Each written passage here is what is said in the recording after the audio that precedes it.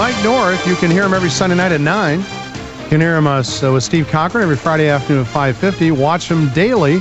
His 30 and 5 video commentaries at 560WIND.com.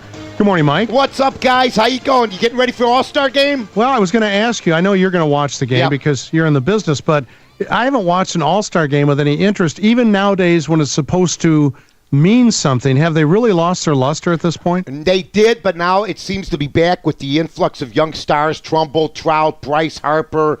A lot of people want to see these young guys. The Home Run Derby was received well last night. It is the only one that is somewhat legitimate of any of the All-Star games. 12 guys show up to play 6-on-6 in the Pro Bowl, and, they want to get rid of that. The hockey, nobody cares about that. The NBA All-Star game is just, all offense, no defense. This one here is for a game, home field advantage, and I think that it's starting to climb back, but they still are going to have the perception that a lot of people look at it as just an exhibition game. I tend to call it an event because a lot of the All-Star memories go in baseball lore, where the other All-Star memories in football, basketball, and hockey, nobody even cares, but Ted Williams hitting big home runs, Carl Hubble striking 5 guys out in a row, including Ruth and Gehrig. That's stuff for exhibition games you don't talk about. So it is an event, but there's still people that can't tell the difference between the exhibition and the actual real thing. But they do gain a game. In the last 2 years,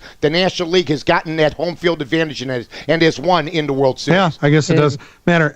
Amy, have you figured out who won the home run derby when you watched it at Comiskey? Yeah, in 2003, Garrett Anderson. He was from the Angels, but I remember it was between him and Albert Pujols, and he had 9 homers in the final round and 22 overall. Yeah, Garrett Anderson, who was a steady player, but nobody expected that. I remember. And Albert Pujols, who would have guessed it, not in the All-Star game after taking the $260 million to go to L.A. You put that kind of investment in, your guy's not in the Midsummer Classic. Something didn't go right.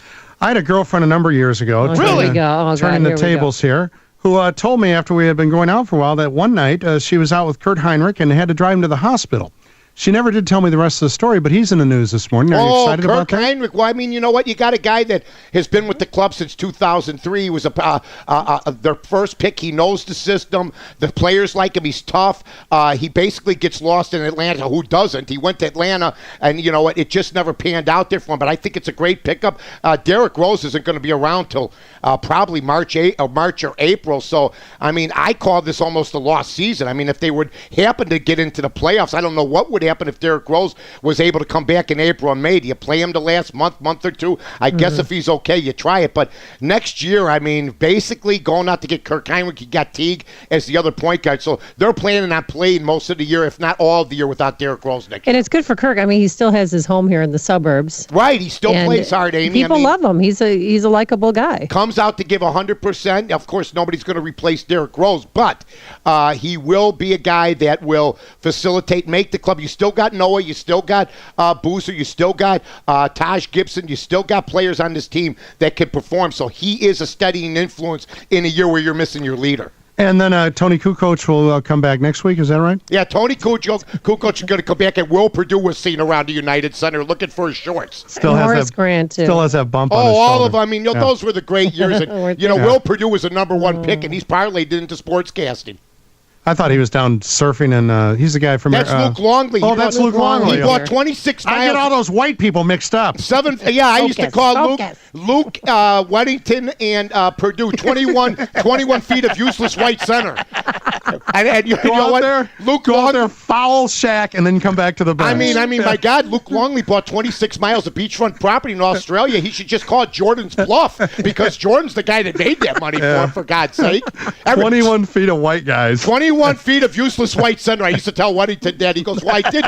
The one year I averaged 5 points and 3 rebounds, and I won a couple games first by hitting the last second shot. I saw Weddington in the supermarket checkout line the other day, and he's puffed up slightly. Yeah, I told him, I go, you look like an assassin from overseas. What happened to your hair? What happened to you? He's collecting for the Russian mob now. If you don't know him and he's got a bag in his hand, you're terrified. He's coming for money. Run. So mean. Thank you, sir. All right, guys. Bye, Mike. Mike North, Sunday night at 9, right here.